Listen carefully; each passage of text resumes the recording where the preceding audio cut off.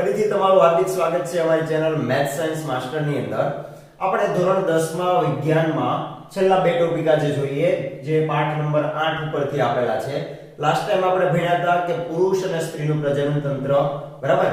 આજે આપણે જોવાના છે કે પ્રાજનનિક સ્વાસ્થ્ય એટલે કે પ્રજનન દરમિયાન અમુક પ્રકારના સ્વાસ્થ્યની પણ જરૂરિયાત ઊભી રહે છે. કેવી રીતે? તો કે તમને બધાને ખ્યાલ છે કે જાતીય સમાગમની જ્યારે ક્રિયા થાય એટલે કે શારીરિક સંબંધ બંધાય એ વખતે સ્ત્રી અને પુરુષ બંને એકબીજાની એકદમ નજીક આવી ગયેલા હોય છે, એટલે બંનેના રોગો પણ ટ્રાન્સફર થવાની શક્યતાઓ વધી જાય. તો રોગોનું પણ સંચરણ કે સંક્રમણ એ વખતે થઈ શકે છે. તો તમે ધોરણ 9 ની અંદર આપણે શા માટે માંદા પડીએ છીએ પાઠ ભણ્યા, તેની અંદર જાતીય રોગોમાં આ બંને રોગો તમે ભણીને આવેલા છો, સિફિલિસ અને ગોનોરિયા, જે બેક્ટેરિયા જન્ય રોગો છે, બરાબર. વિબ્રિયો ગોનેરી નામના બેક્ટેરિયાને કારણે થતા આ રોગની અંદર સિફિલિસ અને ગોનોરિયામાં પુરુષ અથવા સ્ત્રીનું જે પ્રજનન અંગ છે એની અંદર બળતરા થવી, મૂત્રજનન માર્ગની અંદર બળતરા થવી, આજુબાજુના ભાગમાં ચાંદી પડી જવી, આ બેક્ટેરિયાથી થતા રોગ છે.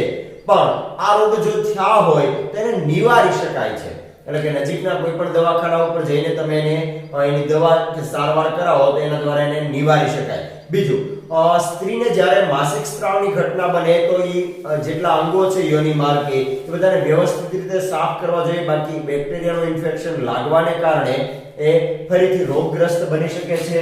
તો આ રોગો અટકાવવા માટે થઈને પણ એ સ્વાસ્થ્ય માટે સ્વચ્છતા રાખવી ખૂબ જરૂરી છે. પણ એક રોગ એવો છે કે જે વાયરસજન્ય રોગ છે, HIV એડ્સ. પહેલા આનું પૂરું નામ કહી દઉં. આ એડ્સ નામનો જે રોગ છે એ એક્વાયર્ડ ઇમ્યુનો ડેફિશિયન્સી સિન્ડ્રોમ, બરાબર. આ એડ્સ નામના રોગનું પૂરું નામ છે, જે HIV નામના વાયરસને કારણે થાય. આ HIV નું પૂરું નામ છે હ્યુમન ઇમ્યુનો ડેફિશિયન્સી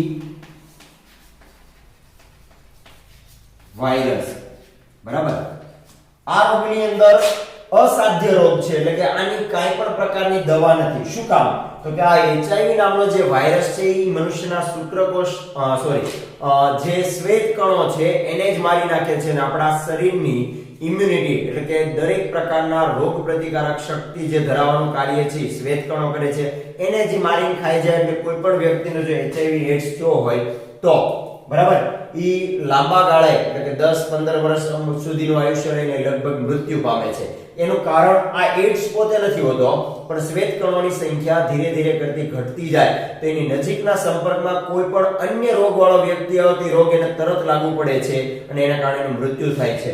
આ HIV એડ્સ ને ફેલાતો અટકાવવો હોય તો કઈ કઈ બાબતોનું ધ્યાન રાખવું જોઈએ, તો અથવા આ એડ્સ કેવી રીતે ફેલાય છે, તો આપણે ચર્ચામાં પહેલું જોઈએ. કોઈ પણ HIV એડ્સ વાળા વ્યક્તિનું રુધિર છે એ અન્ય સ્વાસ્થ્ય વાળા વ્યક્તિમાં ચડાવવામાં આવે તો લોહીના ટ્રાન્સફર દ્વારા પણ એ રોગ એનામાં ફેલાઈ શકે. બીજું, જાતીય સમાગમની પ્રક્રિયા દ્વારા પણ HIV એડ્સ ફેલાઈ શકે. ત્રીજું, કોઈ માતા ગર્ભવતી છે અને એને જો HIV એડ્સ થયેલો હોય તો ગર્ભસ્થ શિશુને પણ HIV એડ્સ થવાની સંભાવના વધી જાય છે. આ ત્રણ ઘટનાઓને કારણે તે આ HIV નામનો રોગ ફેલાઈ શકે છે. આ એડ્સ કોઈ પણને આલિંગન કરવાથી, બરાબર, ફેલાતો નથી. કોઈ એના HIV એડ્સ વાળા વ્યક્તિનું તમે બ્રશ કરો કે એના કપડા પહેરો એના દ્વારા પણ નથી ફેલાતો. તો એવી જે માન્યતાઓ ગેરમાન્યતાઓ છે એનાથી આપણે દૂર રહેવું જોઈએ અને સાચા કારણોને જાણીને જે વ્યક્તિને આવો રોગ થયો હોય તેને સાંત્વના આપવી જોઈએ. આપણી સામાન્ય મનુષ્ય તરીકેની ફરજ છે, બરાબર.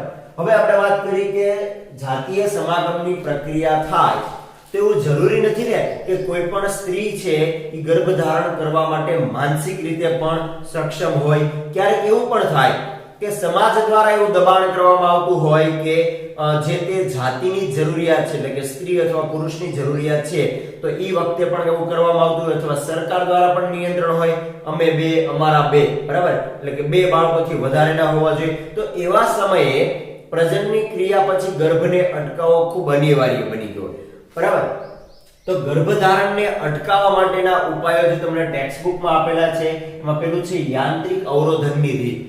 આ યાંત્રિક અવરોધનની રીતમાં પુરુષ છે એના શિશ્નના ઉપરના ભાગ ઉપર આ નિરોધ લગાવી દે છે કે જેના દ્વારા શુક્રકોષો છે એ નિરોધના અંદરના ભાગમાં જ રહે છે અને અંડકોષ સુધી પહોંચતા જ નથી. તો એક પ્રકારના અવરોધન દ્વારા સ્ત્રી છે એના યોનિ માર્ગની અંદર મૂકી શકાય એવા નિરોધ અથવા કોન્ડમનો ઉપયોગ કરી શકે છે, એટલે એના દ્વારા પણ ગર્ભને અટકાવી શકાય. અન્ય બે રીત છે જેમાં આંકડી બરાબર અને કોપરટી એટલે કે આ બંને તાંબાથી બનેલી પાતળી નલિકાઓ છે ગર્ભાશયના અંદરના ભાગમાં, એટલે તમને આવી જે રચના દોરેલી આપણે હમણાં ભણી ગયા બરાબર. તો આ ભાગની અંદર અહીંયા અગાઉથી રાખી મૂકવામાં આવે છે, એટલે જે શુક્રકોષો છે અહીંયા ફેલોપિયન નલિકાના આવેલા અંડકોષ સુધી પહોંચી શકતા જ નથી. પણ જો વધારે પડતી સ્ત્રી ઉત્તેજના અનુભવે તો ગર્ભાશયની દિવાલને આ બંને નુકસાનકારક પણ સાબિત થઈ શકે છે, એટલે આનો પણ એક ગેરફાયદો તો રહે છે. રાસાયણિક પદ્ધતિની અંદર ગર્ભ નિરોધક જે ગોળીઓ આવે છે, જે દવા આવે છે, એ સ્ત્રી લે એટલે એના અંડકોષનું પતન થઈ જાય. અંડકોષનું જ પતન થઈ જાય એટલે કે અંડકોષ મૃત્યુ પામે તો ગર્ભ ધારણ કરવાની શક્યતાઓ 0 થઈ જાય છે. પણ લાંબા સમય સુધી જો આવી દવા લેવામાં આવતી હોય તો નુકસાનકારક બને છે અને એની વિપરીત અસર પણ એના શરીરની અંદર ઉદ્ભવે છે. તો સૌથી સેફ રસ્તામાં એક તો આવે છે આ નિરોધ અથવા કોન્ડમની રીત, બીજી છે શસ્ત્રક્રિયા.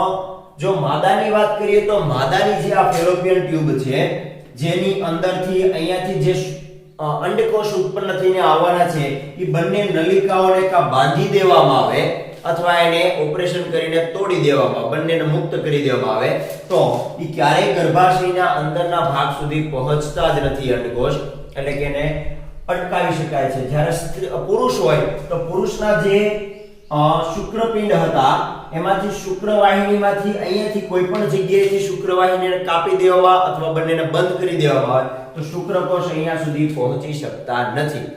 આ બંને ક્રિયા પણ જો ઓપરેશન વખતે કોઈક એવી દુર્ઘટના બની હોય તો એના દ્વારા પણ નુકસાન થઈ શકે છે. તો લગભગ સૌથી વધારે શ્રેષ્ઠ આ નિરોધ અથવા કોન્ડમની હોય છે કે જે બજારની અંદર પણ અવેલેબલ હોય છે. તો વિદ્યાર્થી મિત્રો લગભગ ગર્ભધારણ અટકાવવાના ઉપાયોની આપણે તમામ પ્રકારની ચર્ચા કરી લીધી. આની સિવાય પણ ગર્ભ સાથે સંબંધિત અમુક ઘટનાઓ જે કાયદાકીય રીતે ગુનો બને બરાબર, જ્યારે આવી શસ્ત્રક્રિયા કરવામાં આવે છે એ વખતે અથવા ગર્ભનું પરીક્ષણ કરવું કે ગર્ભની અંદર કયા પ્રકારનું લિંગ છે, નર છે કે માદા, એ કાયદાકીય રીતે ગુનો બને છે બરાબર.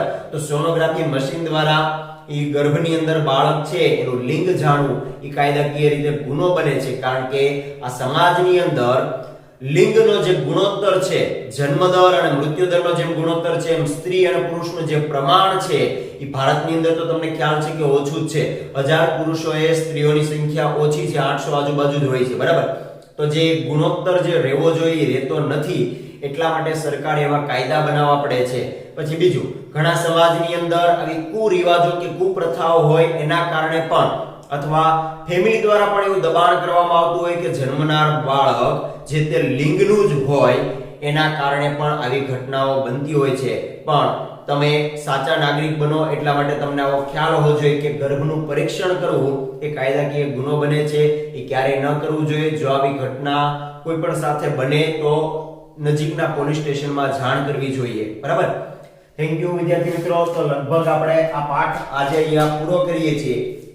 નેક્સ્ટ ટાઈમ તમે જે પાઠ ભણવા માંગતા હોય કોમેન્ટ સેશનની અંદર કોમેન્ટ કરવાનું ભૂલતા નહીં. આ સાથે હું તમને ગર્ભની અંદર બાળકનો વિકાસ કેવી રીતે થાય એનો વિડિયો પણ બીજા કોઈકનો છે પણ એડિટ કરીને એની સાથે મૂકું છું, જેથી તમને ખ્યાલ આવે કે ગર્ભમાં બાળકનો કેવી રીતે વિકાસ થાય એ પણ એની અંદર મૂકું છું બરાબર. તમને આ વિડિયો પસંદ આવ્યો હોય તો લાઈક કરો, શેર કરો, કોમેન્ટ કરો અને હજી સુધી અમારી ચેનલ ઉપર તમે નવા હો તો અમારી ચેનલને સબસ્ક્રાઇબ ન કરી હોય તો સબસ્ક્રાઇબ બટન પર ક્લિક કરો અને બેલ આઇકન પર ક્લિક કરો, જેથી નવા વિડિયોની અપડેટ મળતી રહે. Thank you. જય હિન્દ.